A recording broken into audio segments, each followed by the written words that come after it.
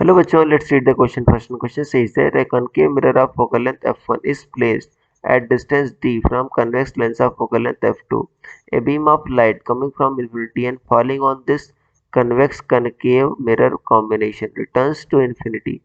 The distance d must be equal to, first is 2f1 plus f2, second is minus 2f1 plus f2, third is f1 plus f2, fourth is minus f1 plus f2.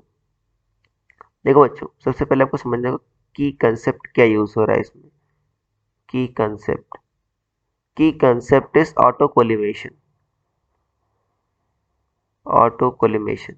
अब auto collimation क्या होता है कि मतलब जिस रास्ते से raise आ रही है अगर उसी रास्ते पर लौट आए तो उस प्रोसेस क्या कहते हो, ऑटो कोलिमेशन।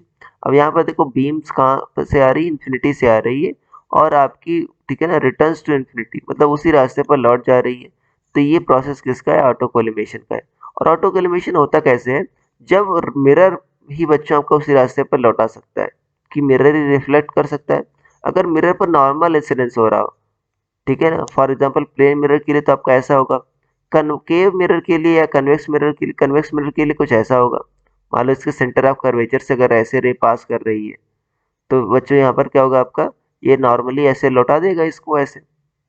ये सी है ना कि ऐसे, अगर सेंटर ऑफ कर्वेचर पास हो रही है तो ऐसे उसी रास्ते पर लौटा देगा। तो ये हमारा डायग्राम बनना चाहिए मिरर के केस में। अब यहाँ पर देखते हैं बच्चों, डायग्राम हम बना लेते हैं। क्वेश्चन क्या कह रहा है, कनकेव मिरर है जिसकी फोकल लेंथ क्या है f1 है और कह रहा है आपका कन्वेक्स लेंस रखा गया है। ठीक है, ये बच्चों कनकेव मिरर के केस में कुछ ऐसा होगा। कनकेव मिरर केस में अगर ऐसा है आपका कि ऐसा सी से पास हो रहा है तो क्या होगा, ऐसे उस रास्ते पर लौटा देगा। ये तो कन्वेक्स मिरर केस है, कनकेव मिरर में ऐसा होगा। कनकेव मिरर है, फोकल लेंथ f1 है और कन्वेक्स लेंस है उसकी फोकल लेंथ f2 है। तो देखो ये कन्वेक्स लेंस हो गया, ये क्या होगा, कनकेव मिरर हो गया। इसकी फोकल लेंथ f1 दे रखी है, इसकी फोकल लेंथ f2 दे रखी है। और बच्चे जो सी होता है आपका ये सी होता है बच्चे 2f होता है। सेंटर ऑफ कर्वेचर की पोल से डिस्टेंस क्या होती है, ट्वाइस ऑफ फोकल लेंथ।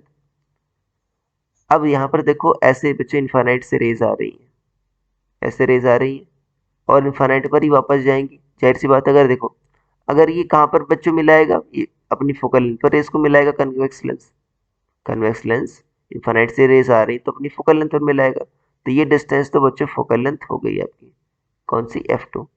आप कह रहे हैं लेंस और मिरर के बीच की सेपरेशन क्या दे रखा है, डी। डी की वैल्यू बच्चों हमको पता करनी है। अगर देखो ये जो इमेज बना रहा है बच्चों आपका कन्वेक्स लेंस, ये आपका मिरर के लिए क्या करेगा, ऑब्जेक्ट का काम करेगा। अगर ये जो है आपका इतनी डिस्टेंस, ये आपका सेंटर ऑफ कर्वेचर बन जाए, मतलब जो इमेज बना रहा है आपका कन्वेक्स लेंस वो कहाँ पर बन जाए, इसके सेंटर ऑफ कर्वेचर पर बन जाए, कनकेव मिरर के। तो क्या होगा, ये ऑटो कोलिमेशन करा देगा, उसी रास्ते पर लौटा देगा क्योंकि इसके लिए तो नॉर्मल इंसिडेंस होगा। तो ये डिस्टेंस वास्तव में कितना होगी, सेंटर ऑफ कर्वेचर के बराबर होगी, रेडियस ऑफ कर्वेचर के बराबर होगी। तो इसमें कितना होगा, ये 2f1 होगी बच्चों, क्योंकि अगर ये c हो गया तो ये कितना हो गया आपका, रेडियस ऑफ कर्वेचर हो गया, वो कितना होता है आपका 2f1 होता है। तो आपका जो d होगा, d अगर डायग्राम दे सकते हो, d कितना आया आपका, f2 प्लस 2f1 आ गया। अगर ऐसा होगा तो देखो उसी रास्ते पर क्या आ जाएगा आपका, लौट जाएगा ये रे, कि ये ऑटो कोलिमेशन हो जाएगा कि इस पर बच्चों क्या होगा आपका, नॉर्मल इंसिडेंस होगा। तो कुछ ऐसा इंसिडेंस होगा, ऐसा नॉर्मल इंसिडेंस होगा तो क्या होगा, उसी रास्ते पर ये लौटा देगा। So this our option number first is matching. So your final answer will be option number 1. I hope you understood it well. Best of luck.